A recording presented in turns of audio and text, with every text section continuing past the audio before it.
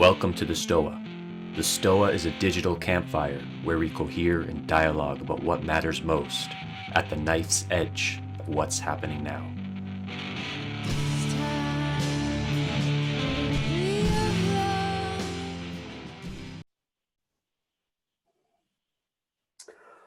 All right.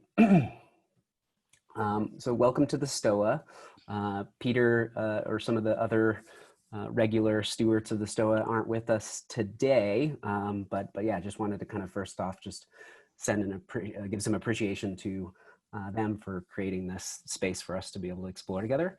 Yeah, so today we're going to be talking about Sutra to Tantra. I won't go into too much more. I'll just maybe hand things off to Charlie here. Yeah, we'll jump straight into it. Thanks, Jared. Yeah. So the topic today, Sutra to Tantra, is quite niche, at least at first glance, it's quite niche. It's good to see so many of you here and interested. I think it does have relevance for anybody who's meditating, and if you're interested in understanding your meditation from perspective of its principle and how it functions physically, mentally, in relation with other people and with the environment. How meditation practice functions has as much to do with the mental framework and with the worldview, that is the frame of reference within which you're practicing, as it does with the mechanics of the practice itself. And I think that's sometimes hidden. So I wanted to say that what we're starting out with today is presenting an approach. It's a perspective, not a universal truth. And looking from this perspective, there are no universal truths. This perspective is rooted in a small and very late development of Buddhism called Zogchen, which some of you will be familiar with. And Zogchen has been hashed around and interpreted in multiple ways. So the perspective that we're going to present today, it may or may not sound familiar to you, depending on your background and depending on what your experience has been and your own particular path. So this approach is certainly quite different to the underlying framework and practice of many meditation methods, including secular meditations. And I think that is possibly where the interest is coming from as well. So sometimes what happens when I'm presenting this view is that somebody will ask, well, what about X? What about the Four Noble Truths, or what about the original words of the Buddha, or what about the Anapanasati Sutta, or whatever? So I just want to give a heads up that my reply is always going to be something like, from this perspective, X looks like this, or looks like that, or is irrelevant, maybe. So those kind of questions are great for clarification and for figuring out how the different possible frames of reference function and how they can be useful in our lives. And the perspective specifically, it's Buddhist Tantra as seen through the Zogchen lens. And what matters from that perspective is congruence and fit. So we're going to be emphasizing appropriate application in context, not codes of right or wrong. That's the way that this perspective looks at activity and practice and meditation as well. So the intention of the session is twofold. It's to present a particular view, and it's for you to be able to explore what that means and what kind of impact that view could have on your lives and on your meditation practice and on the interconnectivity and relationship of those two in practice. So In a while, I'm going to give a brief outline of Buddhist Sutra from this perspective, and particularly, I really wanted to say something about how to understand that as salient in practice, because it's not really possible to move between the two frameworks of Sutra and Tantra, and to consciously have them as frameworks of reference without clearly seeing the stance associated with Sutra, which is dualist. And that is the aspect that is often unacknowledged or unseen in practice. So the other thing I want to say here is that we're starting out with quite a bit of Buddhist terminology, and as the group progresses, I think we'll transition from using quite so much jargon.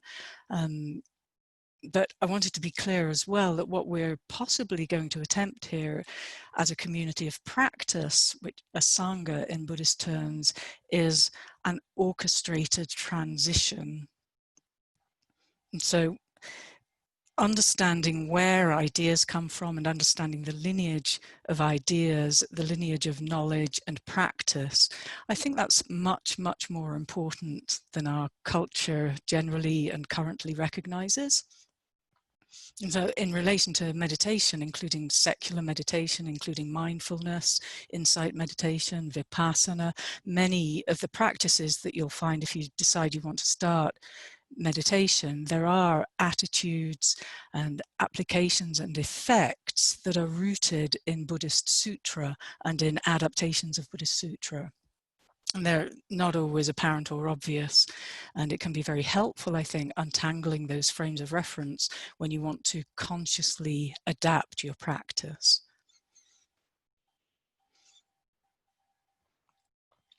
So I think that's enough as a short introduction.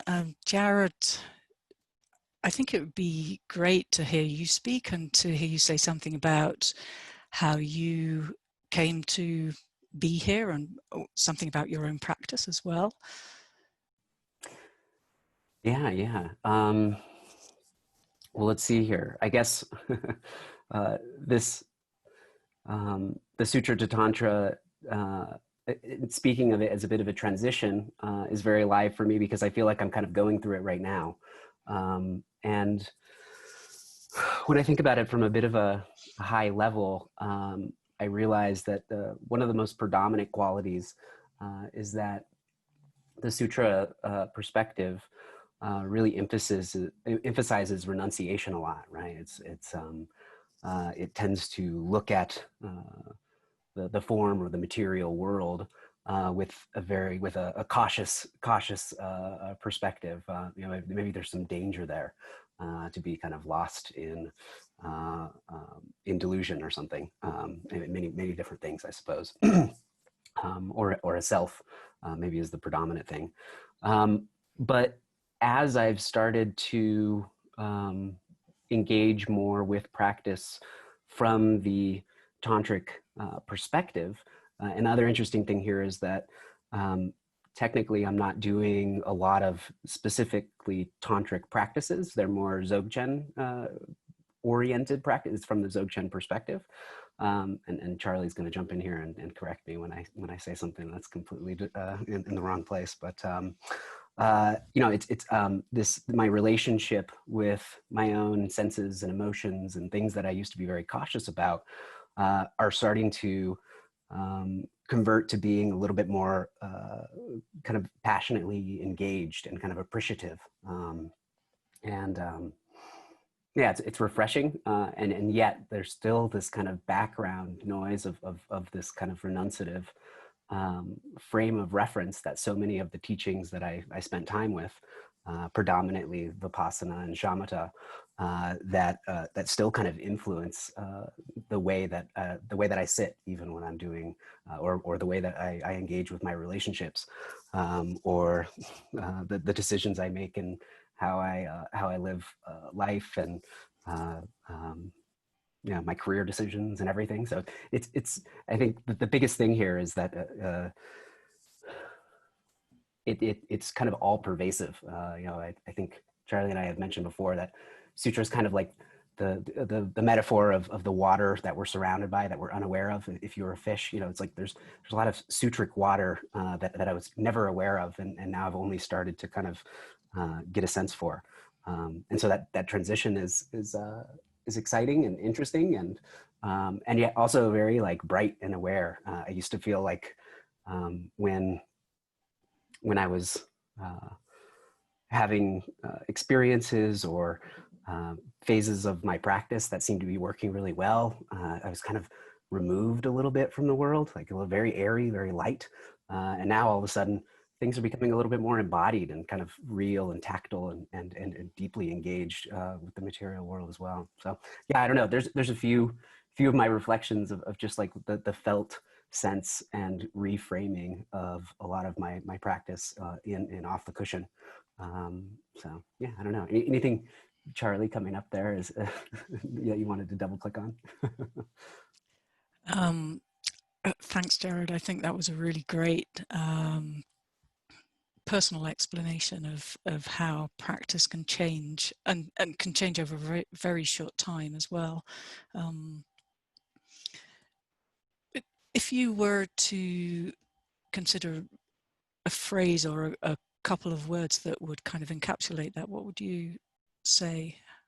How would you describe the difference in what has happened, say, mentally, or in terms of your perspective? Do you think something's changed in that way?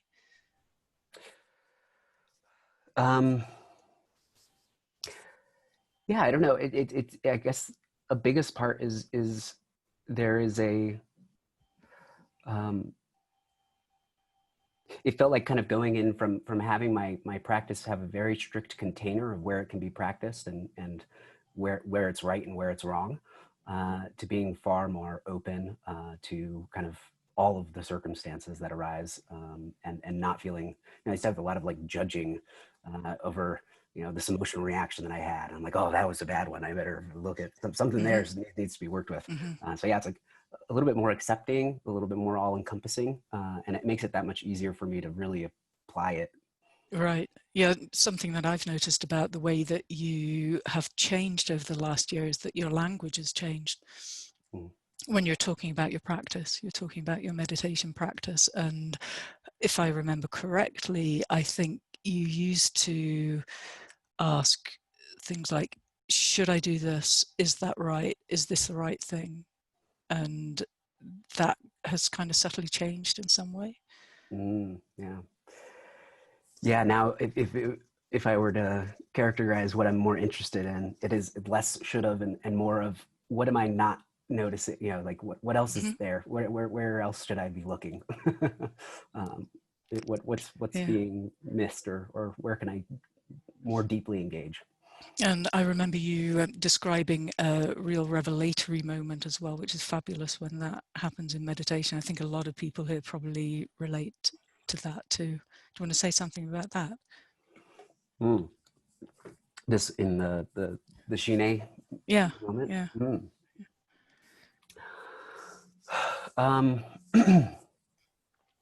Yeah, so I guess to put a little context, so I practiced shamatha meditation for about a year, and pretty aggressively, in the sense that it was, you know, a minimum of an hour a day, but usually 2 hours a day, and then that culminated in a 10-day retreat, and I kind of came out of that, getting a lot of traction on it, but still kind of like noticing there was a lot of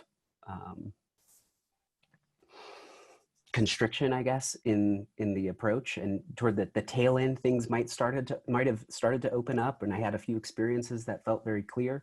But when I started practicing Shine, which is a very similar practice, and the result is supposed to be a deep appreciation of emptiness in the same sense that shamatha does, but it's from a Zogchen perspective, so it excludes nothing. And so yeah, I feel like I've gotten to similar moments of clarity, but when they come from a very unrestricted approach of Shine, of not having any preference about what is in your experience, when that clarity arose, it was kind of all pervading. And And I guess speaking to this idea of solidness or being back down to earth, you know, this moment of really kind of tapping into the empty aspect of my experience, that was kind of pervading and including all of my sensory experiences instead of just my breath or just the sensations at my nose or something like that. That, like, you know, it felt like I was so unbelievably embodied. You know, it was like I was so solid. I was like as solid as a rock or something like that. And there was no boundary to the state as well. And the naturalness of this condition was so much less manufactured, that it felt so much more wholesome, and didn't really have as much of the striving that had been part of the shamatha approach as well. Yeah, I don't know. I don't know how super specifically when I go in, but that's kind of comparing these two different practices, which are actually aimed at a very similar result, but come from this radically different stances as we're talking here, whether it's the Sutric stance or the, in this Do you case, think of the, do you think the result is similar, or you know, we go backwards and forwards over this? I think in some ways it's, if the result is no self or an experience of the world as illusory, which is sometimes given as a result, then I think the experience of the result can be quite different. It's not to make a judgment about either of those, but that the actual embodied experience or disembodied experience can be quite. Yeah, well, the more no selfie experiences that I had actually were outside of meditation previous to doing tantra. So when I'm talking about shamatha, you know, I think, you know, I was never a master of shamatha, and I'm by no means a master of shine. But I guess I feel like I've arrived at a similar glimpses of what possibility they hold in their kind of ultimate manifestation. Right. And the funny thing is that when I had this glimpse in shamatha of like clarity in a very specific location, it was kind of like, oh, well, that was kind of cool. And I got off my cushion and things kind of went back to normal quite quick. Whereas when after getting up from that practice of shine, you know, it was like the residue of that state was you know, carried very directly with me. It was not like something that would just kind of instantly vanish. And I think this had to do with that unconstructed nature. And so the profundity of the shine experience seemed to be quite, I guess, literally bigger, more spacious.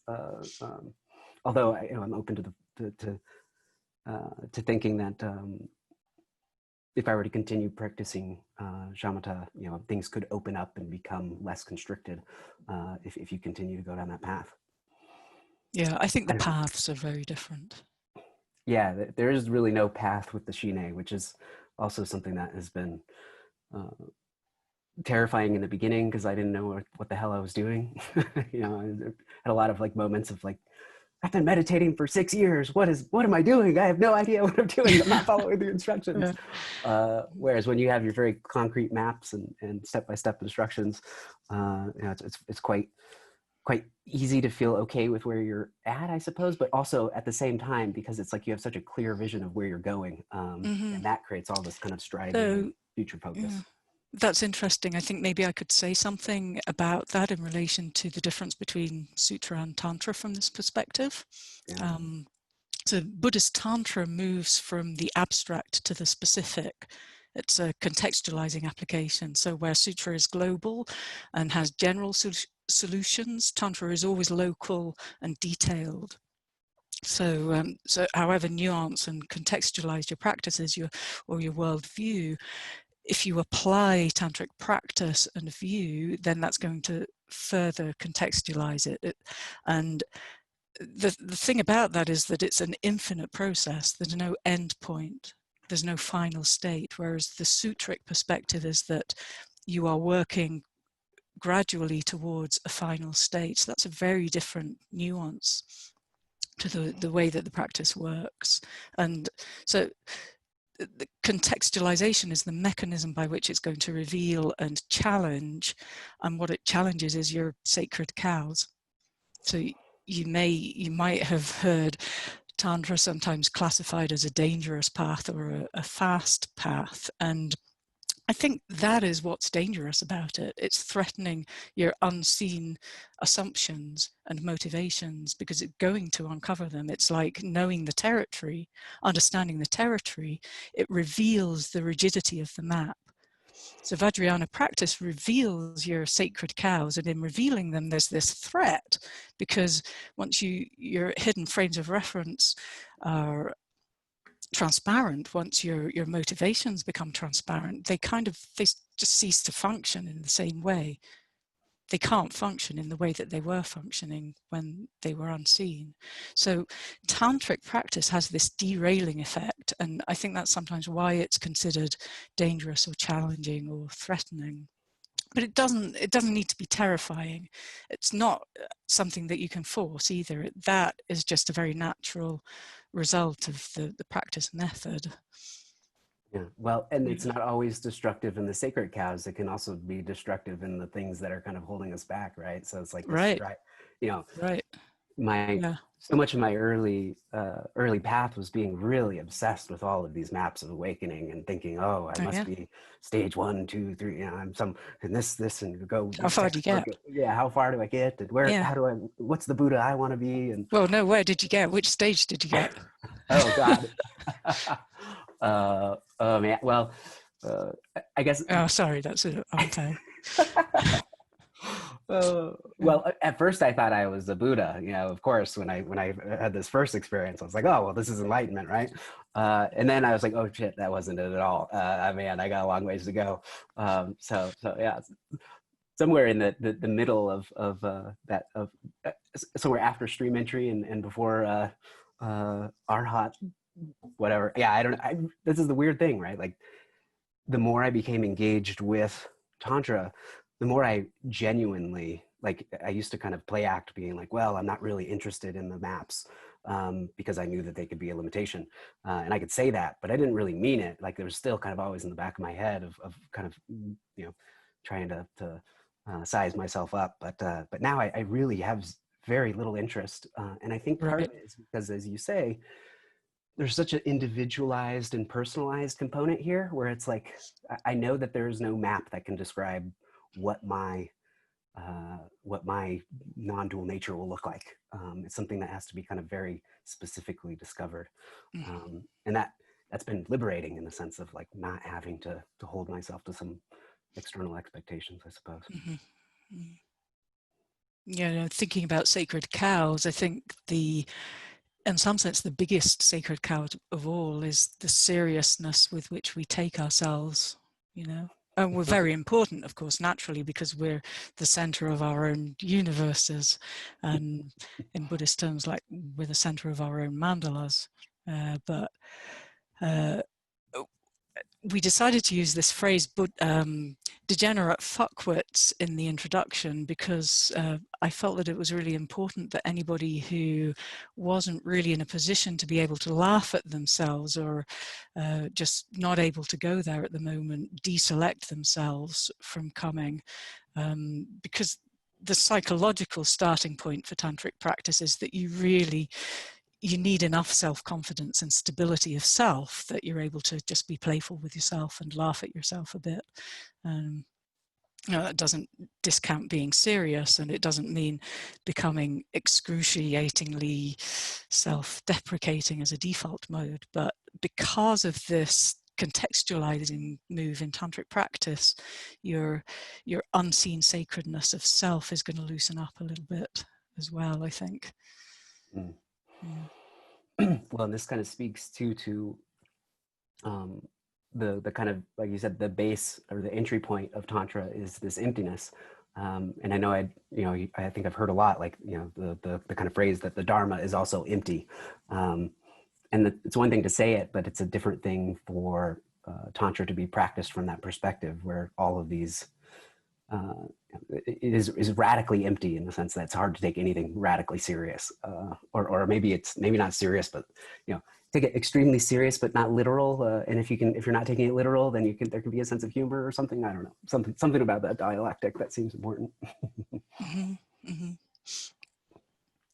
So maybe I was going to say something about Sutrayana specifically and talk a little bit about that. Shall we go on to that now?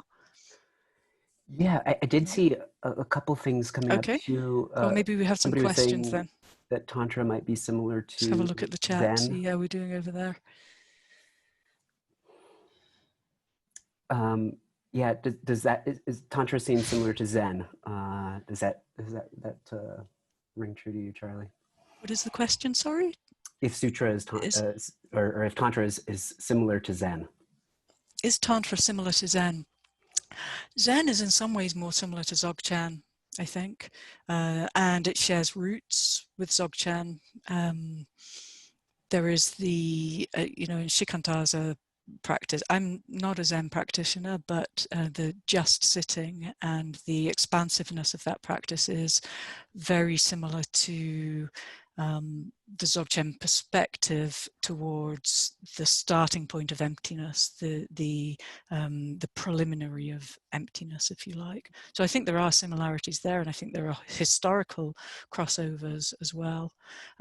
Zen, correct me if I'm wrong, Al, but my understanding is that Zen is more oriented towards emptiness. Tantra is oriented towards form and movement.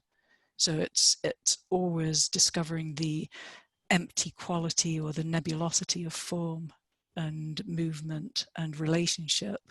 My understanding is that Zen is much more specifically oriented to emptiness. So I was saying We that's have largely correct, I think. Oh yeah. Yeah. You have the chat open as well? I have the chat here, yeah. Okay. Yeah. A great chat. There's lots going on in there. Really interesting. Thank you for contributing, everyone. I'll say something about Sutrayana. Yana, Sanskrit for path, vehicle. Sutra is like a set or a list or a collection. It's usually a collection of rules or guidances. So Sutrayana, the path of Sutra. From this perspective, it looks like a path of renunciation.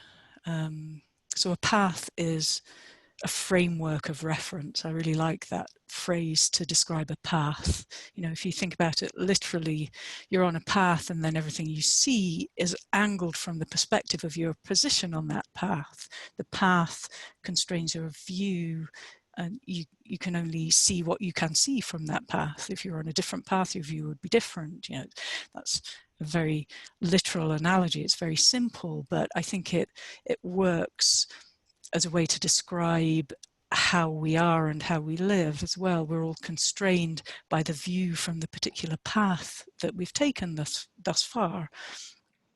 So when I talk about a framework of reference, that's what I'm referring to. It's the framework of reference is synonymous for where we're at now in terms of worldview and perspective and understanding of how things work.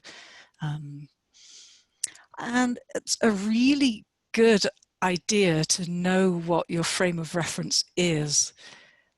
And I think this is just getting increasingly difficult and confusing because of the contemporary confluence of so many different cultures and traditions and practices.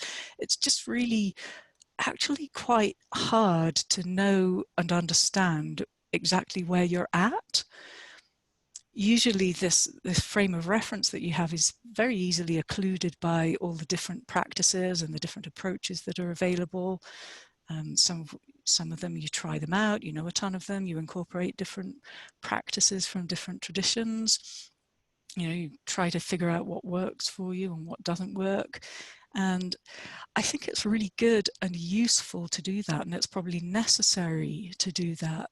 But the downside is that it can really occlude where you're actually at. It gives you this false impression that you're moving between views and systems and references, and it gives you this impression that you think you're applying different methods in different contexts. And the thing is that the application of different methods is almost always adapted into and by a frame of reference that you're not seeing. It's like your operating system. It's like a worldview or an implicit understanding of how things are based on where you're at. That's your yana, that's your path. So the starting point of moving into a new mode of practice and view is that you want to stand where you are now. And by that I mean you want to know your current framework of reference. It's not about expressing values. It quite probably has nothing to do with your conscious values or what you think they are. It's about seeing those blind spots. And unless you've already put a lot of work into that, which of course a lot of people do put a lot of work into that, and that begins to reveal your frame of reference. But unless you do that work, I think your framework of reference is your autopilot. It's mostly what you can't see.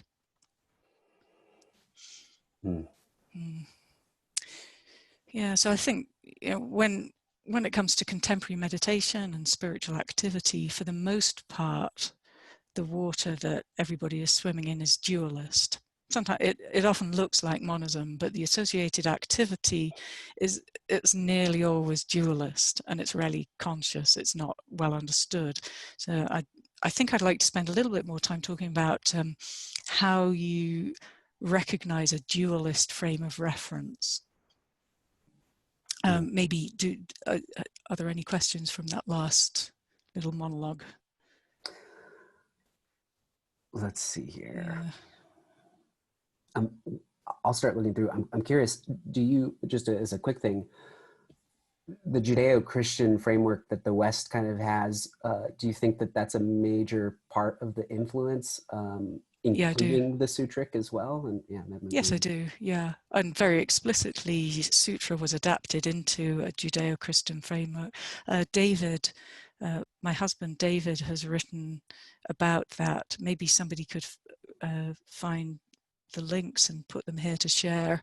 There's in his series on consensus Buddhism, there are some pages on how the current insight vipassana lineage of meditation was created, and that's actually really interesting history. I found that fascinating to read. Thank you, Jake. That's great. Yeah, so there is this dualism. There's this stance of dualism that I want to talk about a little bit, because I do think it's very much tied up with the path of Sutra, not the end point, not the specified end point, but the path and the perspective, the whole frame of reference. So dualism, it's a stance that polarizes your worldview. So it takes the world, it takes being or reality or everything, and it splits it into two possibilities. And you usually get this this idea that there's a wholesome, beneficial, cooperative, good way of doing things, and one polarity, and then there's this limited and constrained and undesirable other way. And it's characterized by these polarized opposites. Often their contrasting options are characterized in such a way that they're mutually exclusive. And there's this sense that it's better to fit yourself into one mode and discard the other mode. There's usually some kind of tension or friction in between those two options. They're not necessarily a continuum. There's this sense of them kind of, you have a choice, and one is a good choice and the other is a not so good choice. And I think, we just love to do this because as humans we're adapted to differentiate and categorize in order to make sense of things. And the most simple, obvious, the most easy, the most primary way to do that is A is A. B is B, A is not B. It's having this very distinct separation and opposites. It's a very familiar pattern. Very easy to get caught up in that because it simplifies things, makes things somehow seem a lot more manageable. So related to that, it has, and these are some of the ways that you can recognize dualism operating, because we all do this. It's very, very natural. So it has this massively good feel-good factor. Like it feels really good sometimes, or for a duration. It permeates everything. It permeates psychology. Like, you know, you have this type A, type B, thinking fast and slow. You know, people love to have these polarized categories that we can slot ourselves into. I'm specifically taking this out of Buddhism and Buddhist practice because for this to be pertinent as activity, it has to be really relevant to what we're doing with our time, like what we notice we're attracted to, how we think about things, what kind of framework we bring into this, into our understanding of the world. So some of the other ways that you can recognize dualism is it's appealing, it lacks complications, it lacks complexity and nuance. It tends to attract a lot of fans. Like, you know, you can get this kind of culty feel around dualist propositions for dualist ways of being. It's got this kind of right, wrong feeling to it. It's like purity versus impurity. And I think something that happens when you begin to apply this, even unconsciously as a frame of reference, you start applying this and living this view somehow, you can notice yourself just beginning to feel like a little bit averse to people who seem to embrace the wrong way. Like you feel slightly morally superior because you understand the difference between this wholesome, cooperative, collaborative, good way of being, and then, you know, you don't want to have that greedy, basic, bad, you know, whatever the behavioral split happens to be.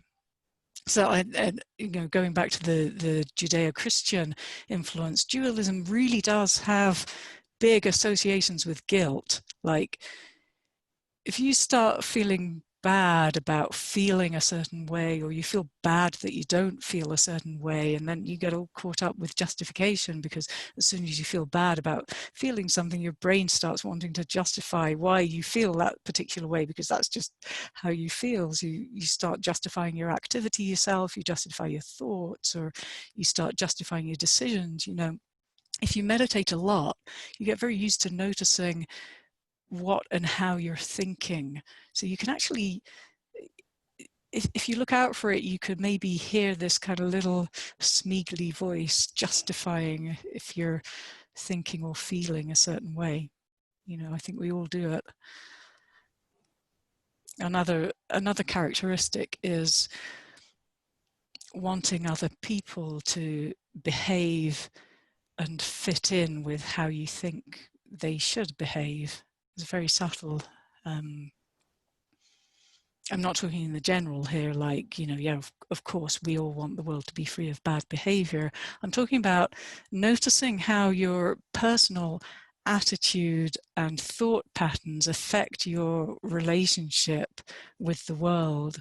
So it's like this way of thinking and wanting. It's wanting others to behave in the way they should, and feeling kind of deeply annoyed when they don't do what you want them to do, or they don't say what you want them to say, or respond in the way that you want them to respond. This is really fundamental. It's really basic. It's really difficult sometimes even to see how manipulative this kind of attitude is, this dualist stance. And the reason that it's manipulative is that every single individual has the same thing going on. So, you know, if you get into that, the only solution, if you buy into that way of thinking and projecting, then you're going to end up bullying people.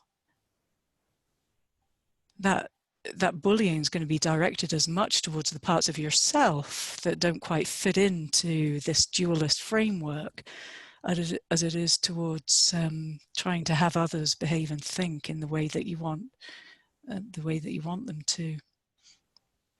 You know, people are always wrong on the internet. That one really gets me. So I'm curious. So if this renunciative thing is like, you know, get off with the bad and in with the good, the wholesome, and so much of this is about preferences and decision making. How does Tantra operate from the not renunciative but the transformative element? Like, how does that operate? I think it's about preferences and decision making, but it's also a lot about noticing. I think the reason I want to emphasize the noticing the dualism and understanding the Sutric perspective as well is that you can't really apply Tantra until that is there. The Tantric way of going about things would be passionate engagement. And, you know, it's this contextualizing move. So, yeah, you're moving towards relationship with the world and with the environment and with other people and passionate engagement. So noticing in your engagement what kind of flavor that has can be very useful, can be really useful to understand whether you're trying to, you know, really subtly, whether you're trying to actually manipulate a situation or whether you are receptive and engaged and allowing the situation to unfold. And it seems, especially from my perspective too, right, is, you know, it's so important that the foundation of emptiness is there, is because the passionate engagement is kind of contained within the emptiness. Right. Where emptiness isn't there, then it's not Tantra. And then, you know, I think this is when some of the then we're acting in dualism whether we realize it or not, I suppose, right? We have a preference. Yeah. Yeah. Yeah, I think there's often this kind of assumption that the normal default behavior is limited and constrained and greedy and mean, and we live in this kind of Hobbesian world and we're all out to get each other. And I think that's, you know, sometimes dualism comes from that perspective. And, you know, of course, we have both. We've adapted to be both collaborative and contentious. Yeah.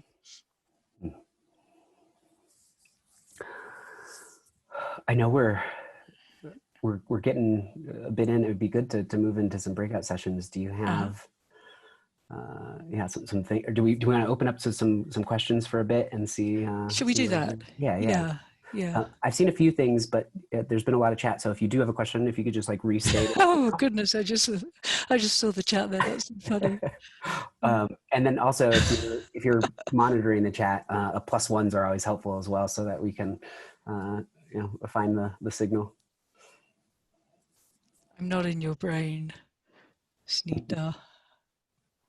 That's so funny.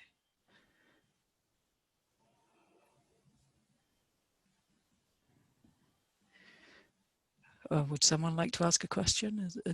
What are you seeing there, Jared? You have a repost here. So how does one go meta and approach dualism itself with a tantric attitude? Is dualism just bad and to be always avoided? From the tantric perspective, the moment you notice dualism, you want to drop it.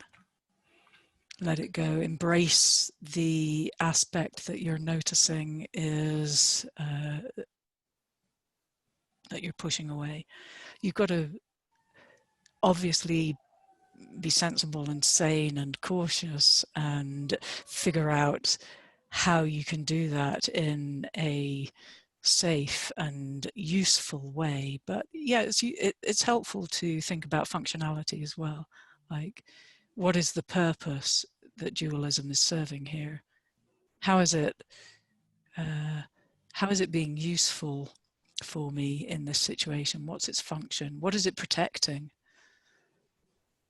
So you can consciously ask questions like that, or you can simply notice what's going on in your body.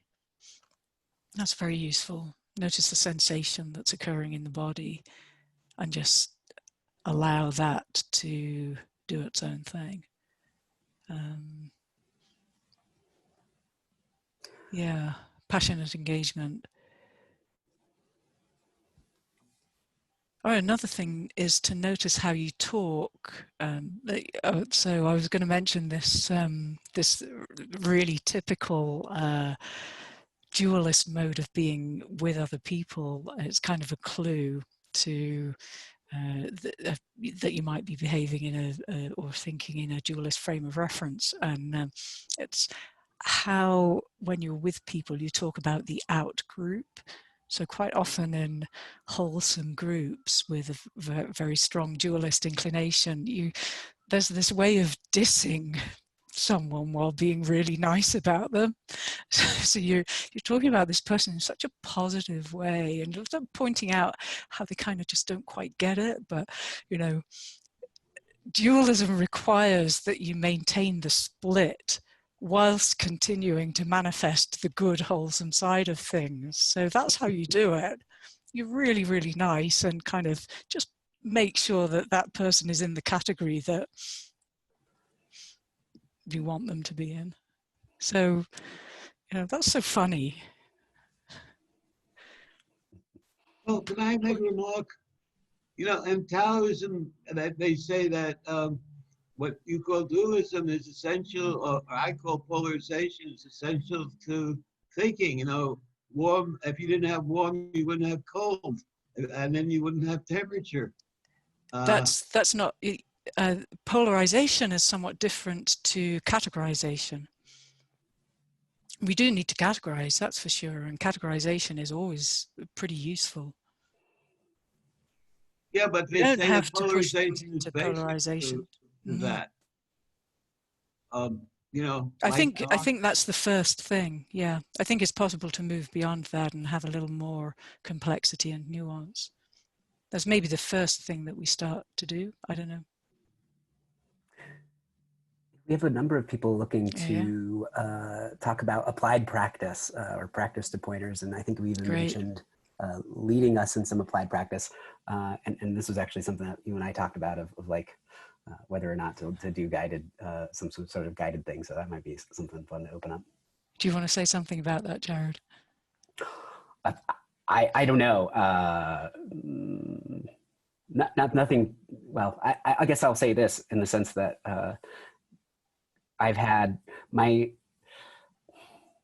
interest in guiding meditations has largely subsided in the sense that, again, since it's such a personalized exploration, it's harder to fit into, because, you know, in a similar way, a guiding is kind of creating the structure for the meditation itself. It's kind of directing it and having preference.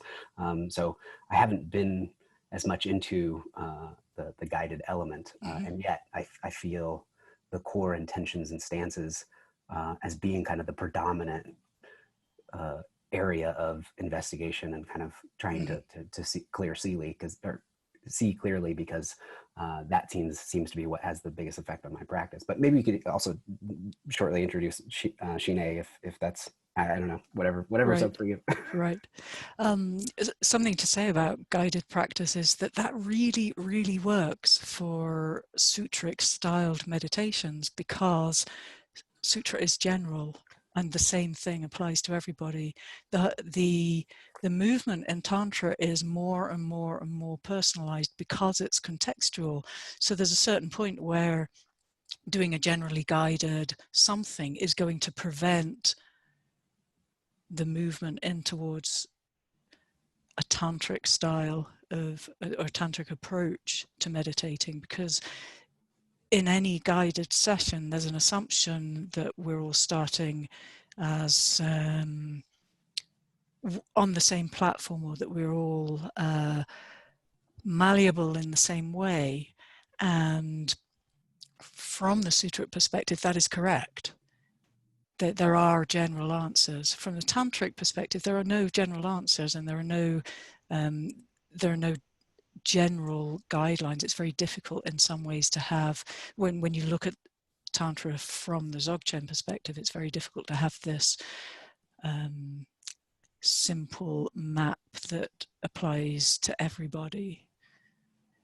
I mean, you can, but it's more in the spirit of Tantric approach to become more individually oriented. And I think that's probably why in a lot of traditionally in Vajrayana sanghas, you'd have very small groups. Well, this kind of speaks to my experience too, right? Of like, there's a number of times, like, especially when we first started talking, where I was looking for like very specific answers from you, right? Where I was like, here's my practice, this is what I'm running into. And I was so used to there being like a very specific, well, you do this in this case. You like, do that. always You an do answer. this. Yeah, there's a very set specific answer. Yeah.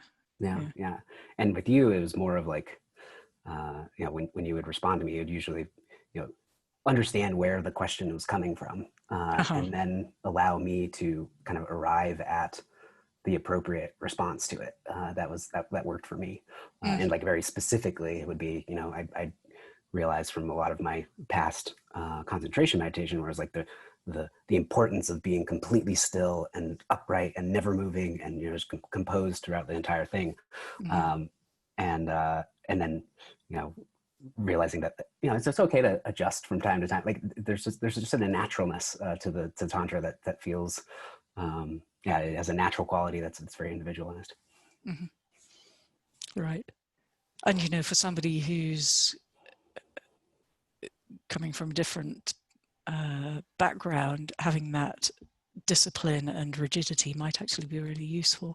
So it really, really depends on who you are as an individual and where your frame of reference is.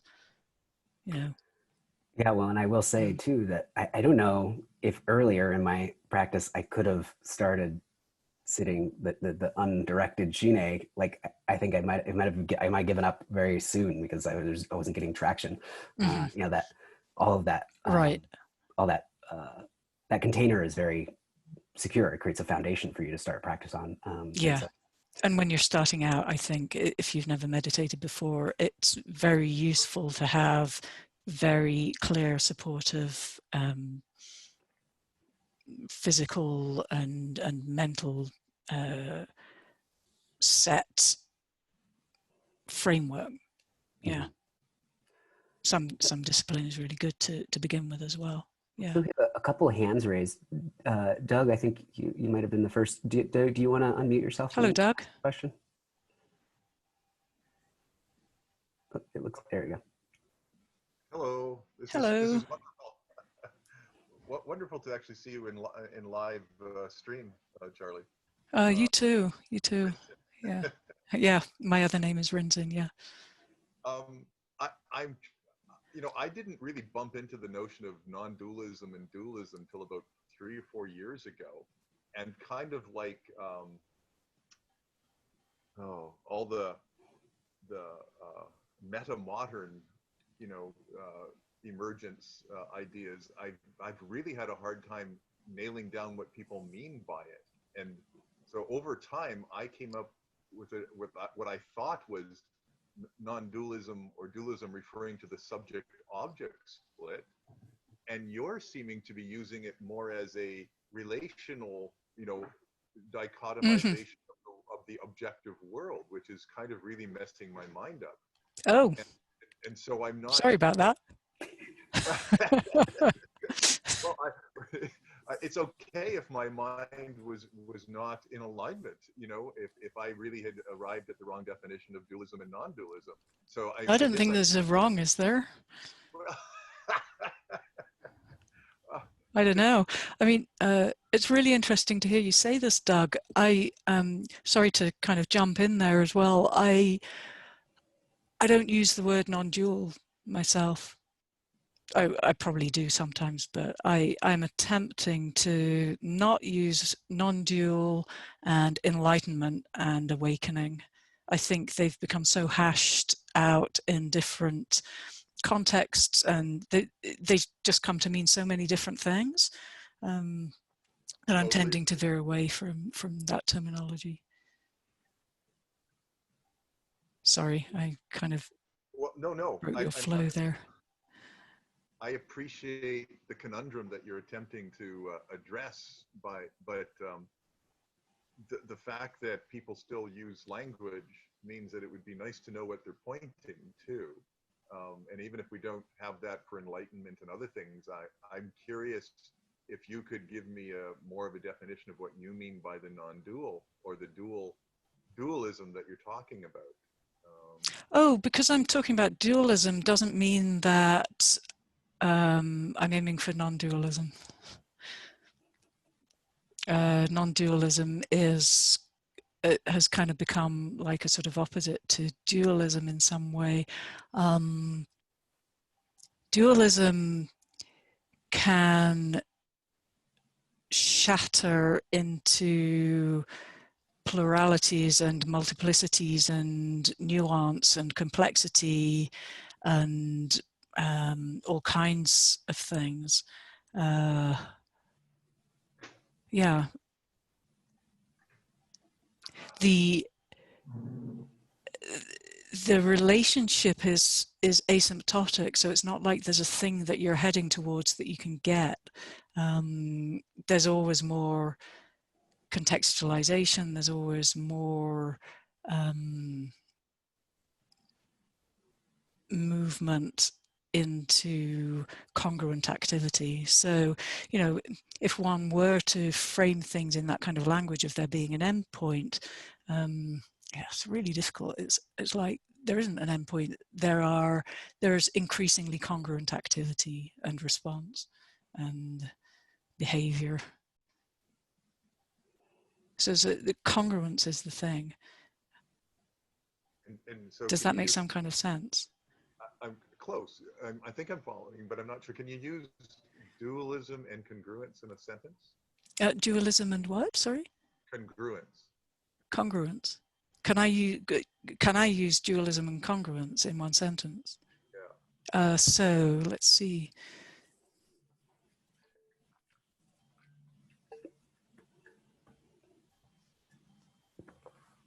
You can move from a dualist frame of reference into congruent activity.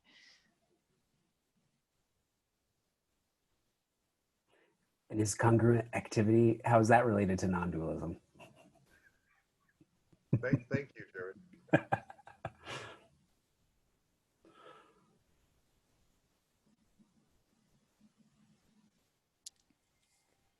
Did you get that, Al? Yeah. I'm kind of thinking how to respond in a way that makes some kind of sense. What do you want to be non-dual? As soon as you don't have the dual, the polarities, then you have non-dualism. That doesn't mean that you have congruent spontaneous activity.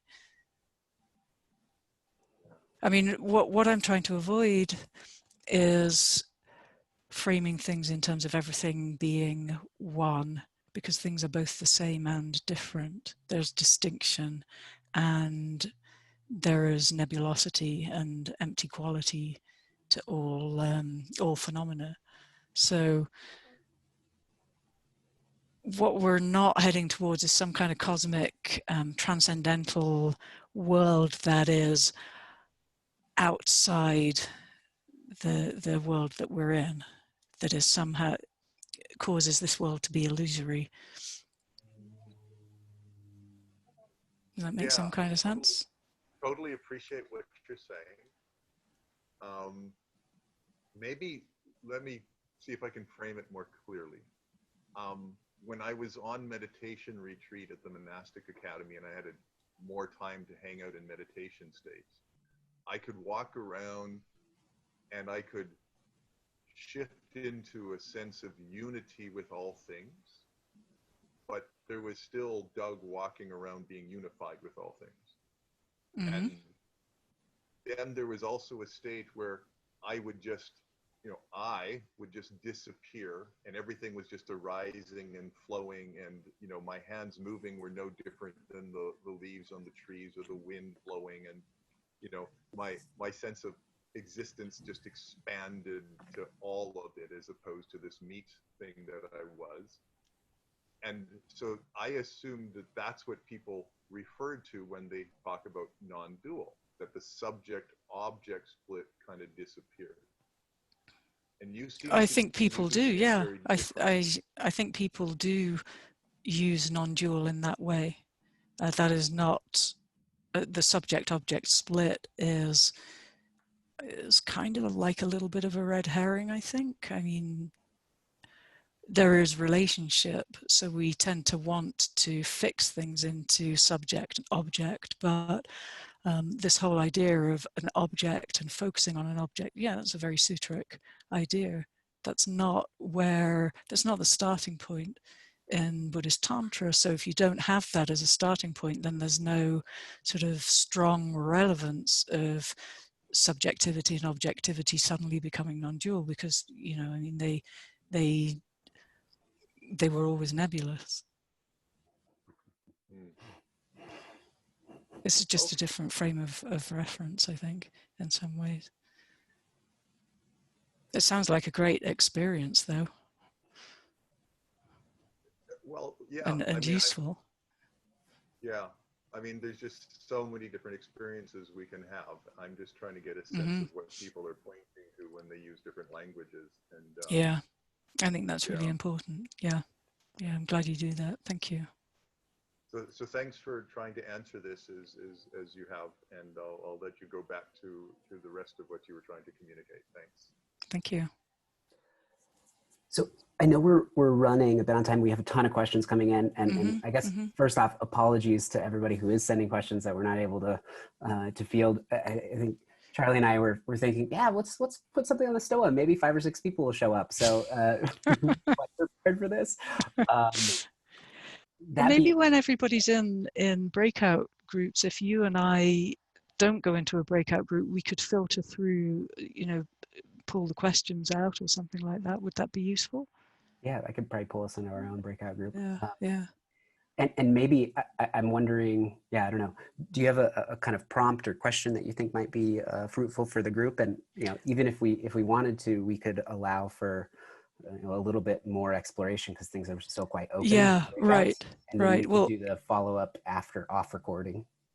Yeah, I think that sounds great. I would say in the practice groups, really discuss and focus on application and whether this actually has any salience or usefulness in terms of where you're at now, both in meditation and in life in general, experientially. So focus on experience and whether this is pertinent in some way. Does that make some sense? Mm-hmm. Yeah. Let me continue to look around. Elle, if you wanted to, I know there's a few questions that are still floating out there, and I'll continue to do some. Right. Okay. I'm going to take a look at the chat. Here's a question from Rory. Rory, are you here?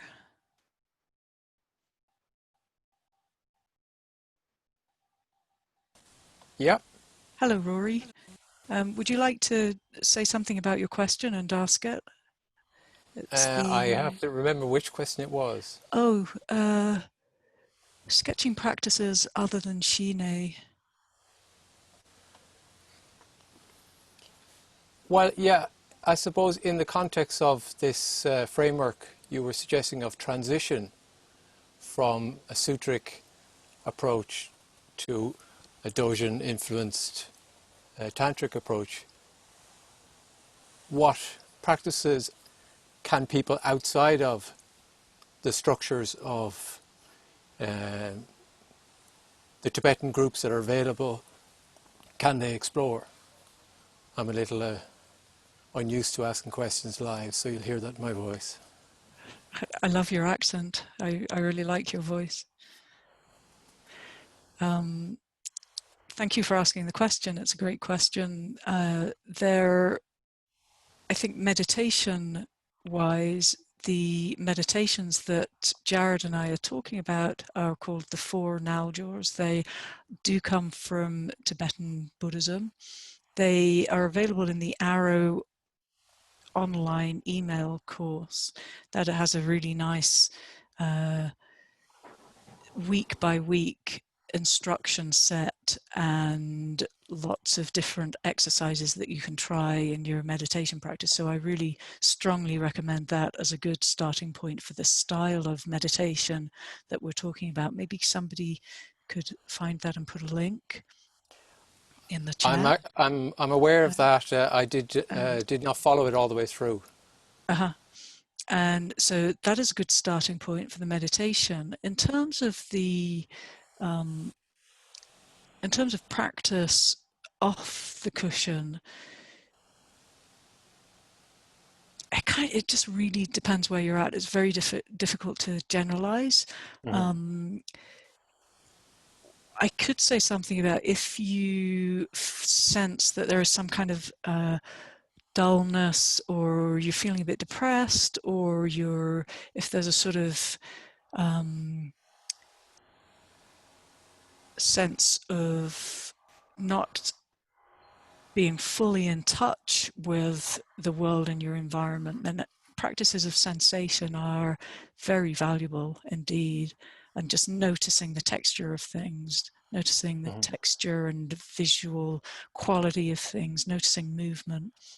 So when you're out and about, just really homing in on movement and the textural quality of movement can be very conducive to helping with the understanding of your own relatedness.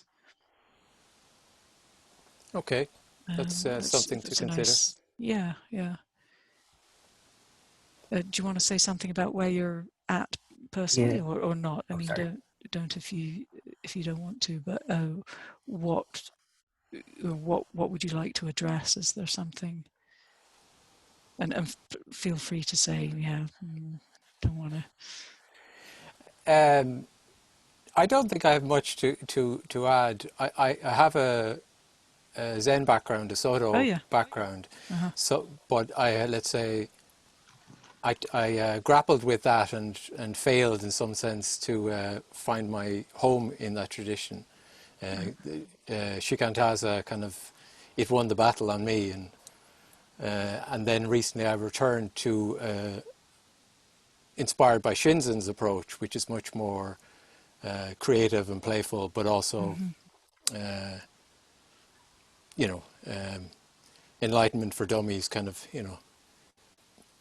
And so I've enjoyed that, and enjoyed maybe stepping out from Shinzen's approach into one that is more, as you said, more appreciative, more expansive, more Yeah, thanks not for in. mentioning appreciation. That is a major practice in this stance. Active appreciation. So if in any situation there are qualities that it's possible to appreciate. You appreciate the tenor of something. You appreciate textures, and yeah. So you can engage in appreciation as a practice at any time. Yeah, that's great. Yeah, Thanks. I yeah, think maybe I'll leave it for somebody else to cool. ask a question. Yeah. I fixed the Bye. breakouts, so we can do Oh, that. Jared, well done. You're amazing. Did you want to just kind of quickly restate? So the main prompt is here, talking about how some of this might be applied to your specific practice, and maybe even just orientation outside Yeah, of that too. Is that what it was? yeah, Okay. cool. Great. All right. Well, we'll throw you in there, and then I think what we'll do is we'll do that for 15 minutes. So that will be at our 90-minute marker. We'll come back here, then we'll stop recording, and we can take some follow-up questions. I think Charlie and I will stick around for a bit. Cool. All right. Those who are still in here, did you guys rejoin and you didn't get anything? Well, let's have this be our unofficial breakout room then. So go ahead and feel free to unmute yourself. Well, I guess maybe anybody feel like starting kicking things off in our large Right. breakout group? Yeah, I'd like to jump into something if that's possible. Mhm. Mm-hmm. And I'm this one is if I recorded, just FYI. oh good. I'm if I knew I'd tell you on Facebook, and I've had Yeah. exchanges with both of you. Hello, Hey. and you're two of my faves. And my understanding is because I was given a proper introduction to Zogchen back when it was secret, and it's not secret anymore. And that's something I wanted to talk about. Like, oh, you buy the ancient secrets of Tibet on Amazon these days. And the other thing is that you have to be introduced to Zogchen or Mahamudra in order to do Tantra. Like that is the proper introduction. And then, and I might be wrong, so please correct me. But some people just stick with Dzogchen and don't go through Tantra. That's another thing I was told. So if I'm incorrect, I'm actually looking for clarification on Yeah, those points. it's really interesting because it's usually presented in the other way around, that to approach Dzogchen you would start with Tantra and then work towards Okay. Dzogchen. But there are different presentations in different lineages, and Kagyu sometimes has sort of mixture of Mahamudra, Dzogchen, Nyingma and Kagyu mix up. Mm-hmm. You get lots of lineages within Nyingma that present it from a perspective of Mahayana. So there's no, some people when they're coming from a particular tradition, they will have learned that this is the correct way to do it, and so that also is to be taken into consideration. Like, you kind of respect somebody's perspective if that's the one that they're using. But I don't think from perspective of Dzogchen, because of the nature of the stance, it's not really possible to say that things have to be in a particular order. One of the mechanisms that Dzogchen uses is to, in the root text of Dzogchen Semde, is to regard all yanas as being method rather than as truth. And that is a really interesting flip in the history of Buddhism. It's the first time that there's a kind of conscientiously meta approach to all of the different yanas. Mm-hmm. Thank you. Thank you. I'm kind of And really interested to carry on. Yeah. I was going to ask about the secrecy thing. Oh yeah. What was your? I know your arrow tear. Was that ever presented as a secret thing, or you don't talk about this, or was it always open in No. arrow So tear? I think what has happened. So there's two things. The history of Tibetan monasticism has created structures that would then lead to certain esoteric practices being regarded as very secret and not available to the general public, or not available to the ordinary monks or whatever. So there's that aspect, and it's secret in the sense that we understand secret. And then there's also this idea of self-secrecy, which is that something is secret in the sense that it cannot be known until you know it yourself through experience. And so it discovers itself to you at the point that it becomes discoverable, and therefore is no longer secret. So that is often taught as that is what the secret means. And there's also secret in the sense that there are a lot of traditional rituals and practices which are ostensibly one thing, but that once you've been around long enough or reached a certain style of practice or whatever, that they then come to have a different application, and you can practice them in different ways, and that's not necessarily always known. So for example, you could have a practice that is ostensibly a ritual song or a group practice, and then some people could be practicing that as chit practice, while still engaging in the group and engaging with it as yogic song. Great. So there's that kind of secrecy as well. So there are often different layers of things, but yeah, as you say, pretty much everything is available online now. I think something I would want to say about that as well is that there is a way in which secrecy is used to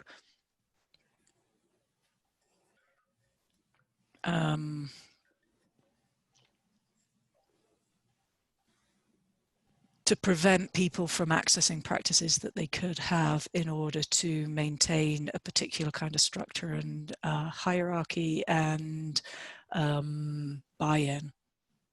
So I think it can be used in that way as well. Yeah. Oh yeah. Yeah. Of course. Yeah. Thank you, Charlie. Oh, you're welcome. Andy, I saw you Question raise your hand. about initiation and direct transmission. Are they important? Are they necessary?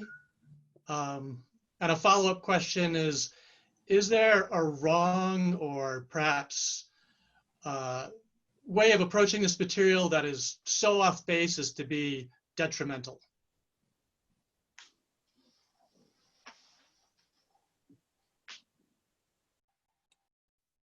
So the second part of that question,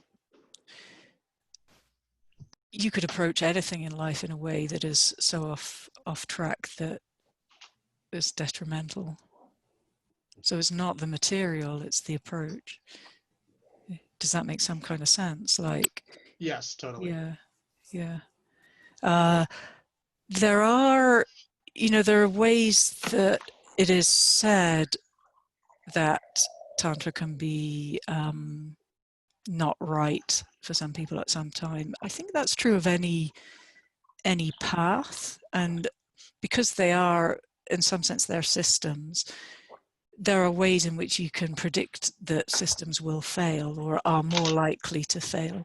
Mm-hmm. So there are certain ways that Tantra is more likely to go wrong than Sutra, and there are certain ways that Sutra is more likely to go wrong. You know, the kind of obvious way that Sutra fails is splitting, and then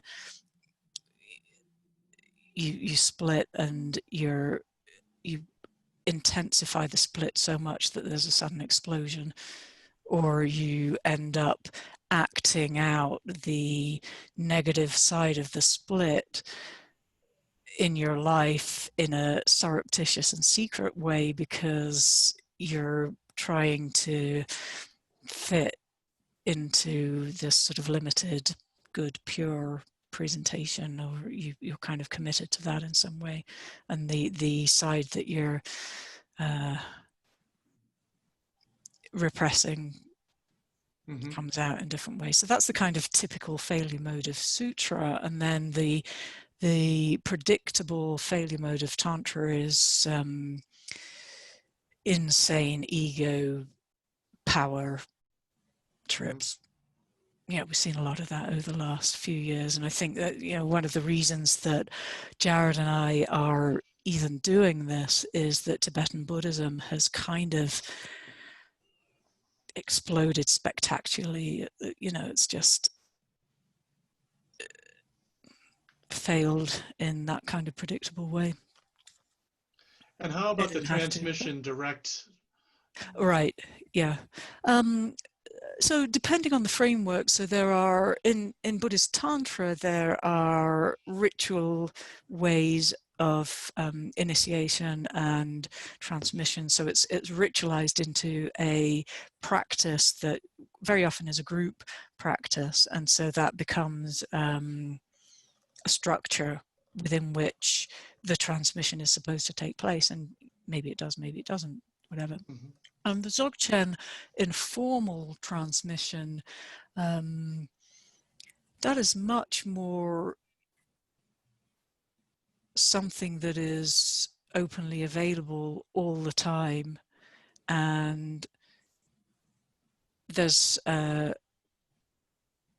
teaching about a teaching called the Five Certainties, which are, certainty of time. Certainty means kind of congruence, like congruence of place, time, teaching, teacher, retinue. And there's this idea that transmission, so the word transmission, very literally, it means the passing of understanding from one person to another, one generation to another. So it has these connotations of lineage and of conscious maintaining of knowledge in the experiential sense. So the experience of transmission is very real. You can be in a situation and suddenly there's this kind of aha moment, and it's like you get something. It's very difficult to explain exactly what that is, what is happening in that moment. And that is, I think it's not well described or documented. Usually transmission is turned into this, it's sort of reified in some sense, and it's made to be inevitable. In a traditional sense, you can get these, the role of the teacher is to transmit, and then if you're in the presence of the teachers, transmission can happen, and there's this sort of inevitability that there's some sort of literal seed-like thing that they plant in you, and then it's going to sprout, whatever. So that's, I think, metaphorical for the actual experience of transmission, which can be really extraordinary and is very real. But not essential necessarily to work with the material or to it's not essential to work with the material, but I think it is at the heart of the approach. I think it's something that once you really engage with the material and start applying the perspective and the worldview and living that view, then it is something that occurs, and it occurs as a natural result. You can't force it, but it happens. It's not like it's not going to happen either with application of the approach. That's kind of the mechanism by which Zogchen comes to manifest itself. Yeah. Thank you. Yeah. So it's turning into questions and answers, and yeah, I was going to be a fly on the wall. I'm kind of nosy. I like to. Yeah. So we are. I think everybody should be back in the main room now. Right. So anybody who's been listening to the recording, thanks for tuning in, and thanks again to the Stoa, and for those who don't know, the Stoa runs on a gift economy. So if you go to the stoa.ca, at the bottom there's places to direct your generosity. I'm a patron of theirs, and really love what Peter's doing. So, if you feel so inclined, I would encourage you to support this platform as well. That being said, we're going to end the recording here now, and then we'll kind of continue to see what happens if anybody wants to stick around.